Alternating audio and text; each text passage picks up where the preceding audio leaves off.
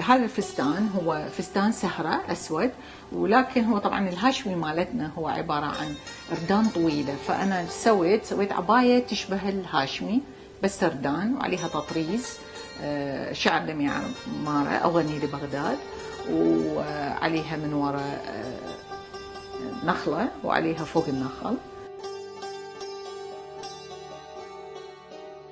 القلادة هاي الأونكس هي بها آثار العراق، بها بوابة عشتار، بها مسلة حمورابي، بها طاق كسرى، بها المحبس الدرهم قبل على الجهتين، جهة النخلة وجهة هاي. والمحبس الثاني هو عبارة عن فيروز وألماز ومينا. في تصاميم مجوهراتي كذلك أزيائي راح تكون بها أيضا أشكال هندسية تربط بين المجوهرات وهذه الأزياء. بمعرفتي بالإتيكيت أنه السيدة لازم تكون أنيقة من الداخل ومن الخارج، لذلك أقوم بعلاجها مثلا أو أساعدها أنه هي تعالج نفسها من الداخل حتى تتحكم بالغضب بالخوف، تكون أخلاقها أنيقة ولبسها أنيق في آن واحد.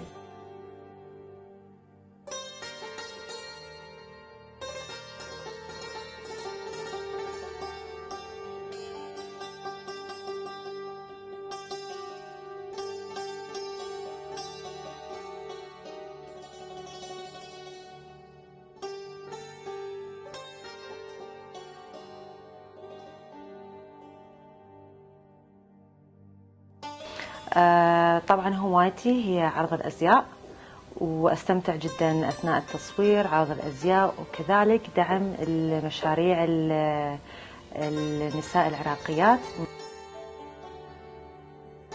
اشتغلت شغل أنا أحبه وأنا صاحبته، شعرت شعور غريب عجيب، يعني لهذا أنا أنصح كل، مو بس أنصح، أقترح على الكل وأنا أساندهم.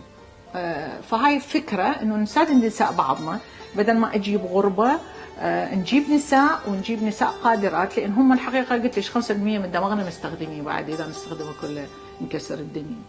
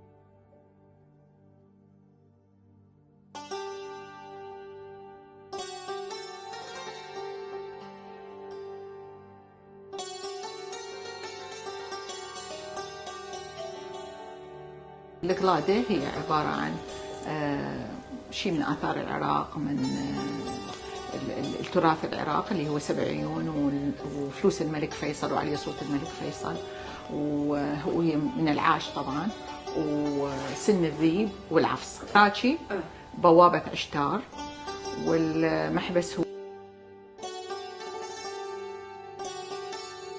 وهاي العبايات اللي هي نلبسها على الراس، انا يعني اخيطها كعبايه عراقيه نفسها من الراس، بس طبعا هسه الموضه نلبسها على الكتف، بس اطرزها اشعار عراقيه، يا اما لمياء عماره، يا اما الجواهري محمد الجواهري، فاشوف منه من العمالقه العراقيين، وحتى لا مو العراقيين بس، احنا عموما هذا الشعر اللي يعجبنا ونستلذ به، او حتى الاغاني، واطرزه عليه، وحتشوفون بنفسكم العبايه من اول ما استلموها وبعدين ما اطرزها.